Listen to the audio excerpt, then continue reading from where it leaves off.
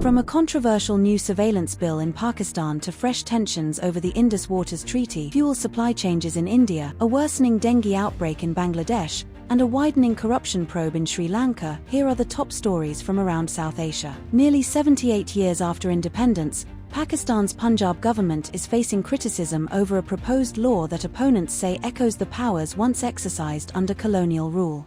The Punjab Control of Habitual Offenders and Antisocial Behaviour Bill, 2026, has been referred to the Punjab Assembly Standing Committee on Law after being introduced in the provincial legislature. If passed, the bill would grant authorities sweeping powers to act against individuals labelled as habitual offenders or antisocial elements. Based on assessments by an intelligence committee, officials could freeze bank accounts, seize property, confiscate mobile phones, remove online content, place suspects under electronic surveillance, and impose movement restrictions even before any criminal conviction. Supporters argue the legislation is needed to combat organized crime and repeat offenders, while critics warn it could significantly expand executive powers and raise concerns over privacy, due process, and civil liberties. Pakistan has again rejected India's position on the Indus Waters Treaty, insisting the decades-old agreement remains legally binding and cannot be suspended unilaterally. Information Minister Atullah Tara said the treaty continues to guarantee Pakistan's rights over the Indus River system despite India's decision last year to place the agreement in abeyance. His remarks come after India's Water Minister Sri Lanka declared that New Delhi was working to ensure not a single drop of water would flow into Pakistan. Islamabad has repeatedly warned that any attempt to alter the natural flow of shared rivers would be viewed as an act of war, keeping water security at the center of already strained relations between the two nuclear-armed neighbors. India will lift temporary restrictions on petrol and diesel sales from July 1st after easing concerns over fuel supplies. The measures were introduced earlier this month as conflict in the Middle East disrupted global energy supply chains. Commercial buyers had been barred from purchasing fuel at retail stations, while daily diesel purchases were capped to prevent domestic shortages. With supplies stabilizing, the government says the restrictions are no longer necessary. Bangladesh is reporting another surge in dengue infections. Health authorities say 5 more people have died from the mosquito-borne disease in the past 24 hours, while 124 patients were admitted to hospitals across the country. The latest figures bring this year's death toll to 18, with nearly 6,000 confirmed infections nationwide. Officials have also warned that cases are increasing outside the capital,